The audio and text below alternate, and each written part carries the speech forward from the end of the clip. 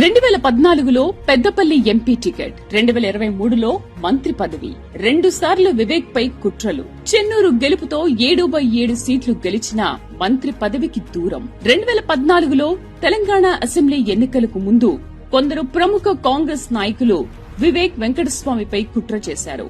వారు వివేక్ ను కాకా కుటుంబంతో కలిసి పెద్దపల్లి నుండి తొలగించాలని ఒత్తిడి చేశారు.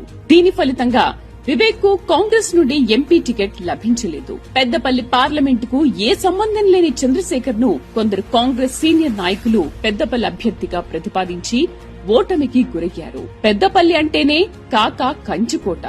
అటువంటి కీలకమైన సమయంలో వివేక్ కు టికెట్ ఇస్తే గెలుపు ఖాయమైన వివేక్ కాకా పేర్లను పెద్దపల్లి నుండి తొలగించాలని పెద్ద కుతంత్రం జరిగింది. 2023లో తెలంగాణ అసెంబ్లీ ఎన్నికలకు ముందు వివేక్ వెంకటస్వామి కాంగ్రెస్ లోకొస్తే చాలా బలపరుస్తుందనే ఉద్దేశ్యంతో ఎంతో ఒత్తిడి పెట్టి 2012లో తెలంగాణ పోరాటానికి పార్లమెంట్లో బిల్ పెట్టడంలో ఎంతో కృషి చేసిన వ్యక్తిగా పెద్దపల్లి ప్రజల్లో తనకున్న పట్టుతో ఈసారి అన్ని 7 సీట్లను గెలుస్తామన్న నమ్మకంతో పట్టుబట్టి తీసుకొచ్చారు. అయితే ఈసారి కూడా కొందరు కాంగ్రెస్ నాయకులు వివేక్ పై కుట్రలు చేశారు. వారు వివేక్ ను చెన్నూరు నియోజకవర్గంలో పోటీ చేయకుండా అడ్డుకోవాలని ఎంతో ప్రయత్నించారు. వివేక్ ఈ కుట్రలను అధిగమించి చెన్నూరులో కాంగ్రెస్ అభ్యర్థిగా గెలిచారు.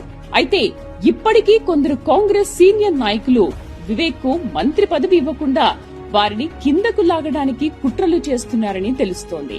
ఆనాడు కాంగ్రెస్ పార్టీలోని అంతర్గత ద్వేషంతో కాకాకు భారతదేశ ప్రెసిడెంట్ పదవి దూరం చేసినట్టే నేడు వివేక్ కు పదవిని దూరం చేయాలని చూస్తున్నారు.